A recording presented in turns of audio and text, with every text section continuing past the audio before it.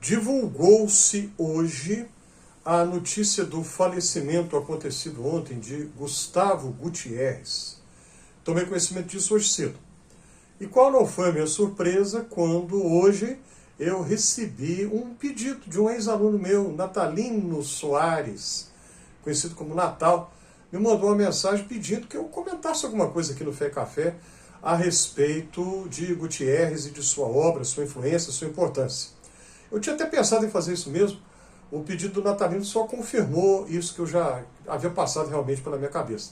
Obrigado, Natalino, pela mensagem e pelo pedido que você fez. Quem foi Gustavo Gutierrez? Ele era um padre católico da Ordem dos Dominicanos, peruano, latino-americano, portanto, que estudou na Europa, na Bélgica, na França, e ele ficou famoso, conhecido mundialmente no círculo de reflexão teológica, porque em 1971 ele publicou um livro ao qual deu o título Teologia da Libertação. Em espanhol, a língua materna dele, Teologia de la Liberación. Então, uma história que é muito conhecida de quem milita na teologia, que poucos anos antes, 4 ou 5 anos antes, o nosso teólogo, pensador brasileiro, e não apenas brasileiro, mas também mineiro, Rubem Alves, havia defendido sua tese de doutorado em teologia no prestigioso seminário de Princeton, nos Estados Unidos, e ele havia dado o título exatamente de Teologia da Libertação Humana, rumo a, ou em direção a, uma teologia da libertação humana. Quando o Rubem Alves foi publicar a tese dele em forma de livro, lá nos Estados Unidos, o editor não concordou com essas palavras de jeito nenhum. O livro foi publicado com outro título, e qual não foi a surpresa de todo mundo quando, 4 ou 5 anos depois, Gustavo Gutierrez publica um livro com o título Teologia da Libertação, que se torna um mega sucesso, traduzido para não sei quantas línguas, e sendo que o Rubem Alves havia pensado primeiro nessas palavras. Bom, é bem verdade que o caminho teórico percorrido pelo Rubem Alves é totalmente diferente daquele percorrido pelo Gustavo Gutierrez. Eu não vou entrar aqui agora no mérito das diferenças entre os dois, porque isso é gastar no mínimo por baixo 1 hora. E a proposta aqui é fazer vídeos curtos, né? Então, se fosse uma live, aí tudo bem. Mas não é o caso.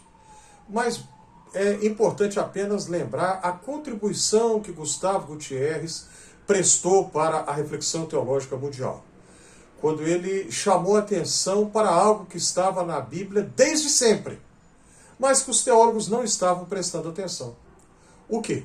O cuidado que se deve ter, a sensibilidade que se deve ter para com os mais pobres, as pessoas mais fragilizadas, que estão na base da pirâmide socioeconômica.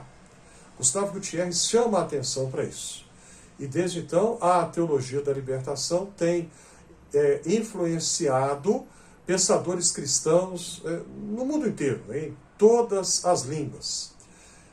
Pensadores protestantes, como era o caso de Rubem Alves, que eu citei aqui, né? Protestantes também têm sido influenciados por Gustavo Gutierrez, e ainda que alguns critiquem a maneira como o Gutierrez construiu a sua teologia, as críticas têm sido por causa especialmente do referencial teórico, da ferramenta teórica auxiliar que ele utilizou.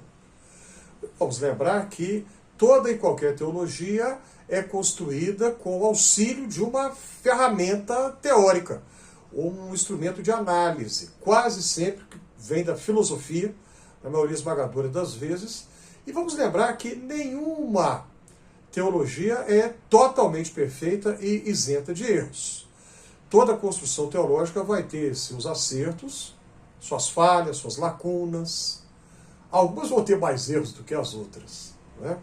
Mas, independentemente das críticas que podem ser feitas, algumas delas serão justas, outras nem tanto.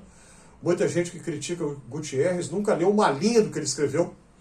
Muita gente que critica a teologia da libertação também nunca leu nada, nenhuma obra a respeito, mas critica a si mesmo porque se limita a repetir o que ouviu que outras pessoas disseram. Também não quero entrar aqui nesse mérito de jeito nenhum. Basta dizer que Gustavo Gutierrez contribuiu, eu vou repetir aqui o que eu disse há pouco, contribuiu para nos lembrar daquilo que estava na Bíblia desde sempre. Sempre esteve lá, mas a maioria das pessoas lia e não prestava atenção. Há que se ter cuidado para com os mais pobres, as pessoas mais vulneráveis na sociedade. Há carências e lacunas na teologia da libertação? Claro, assim como há em qualquer outra tradição teológica de qualquer matriz. Claro, nós somos imperfeitos e as nossas produções teológicas, por melhores que sejam, vão ter as suas lacunas, vão ter momentos que vão, como se diz popularmente, forçar a barra, sempre vai ter. Nós somos humanos e limitados, e graças a Deus por isso. Porque o que nos salva não é a nossa correção teológica, não é a nossa ortodoxia. O que nos salva é a graça de Deus em Cristo. E Gutierrez falou também da libertação não apenas de estruturas sociais injustas, mas da libertação do pecado, que é a causa de toda e qualquer estrutura social injusta. E essa libertação do pecado nos é ofertada pela graça de Deus através de Jesus, daquilo que ele fez por nós, a sua morte na cruz, a sua ressurreição. Vamos pensar nisso com muito cuidado, vamos considerar aquilo que Gustavo Gutierrez nos lembrou. É preciso que tenhamos compaixão, solidariedade, ações concretas em relação às pessoas mais carentes, porque só assim haverá uma sociedade mais justa e com paz. Um dos antigos poetas de Israel falou de uma maneira poética belíssima que a justiça e a paz se encontraram e se beijaram. Os antigos poetas de Israel sabiam que só há paz na sociedade se houver justiça. E só quando houver justiça haverá paz. Pense nisso com cuidado.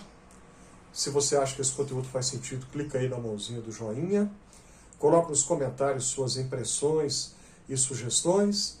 Ajude a compartilhar esse conteúdo. Inscreva-se aqui no Fé e Café. E para quem já se inscreveu, a minha gratidão.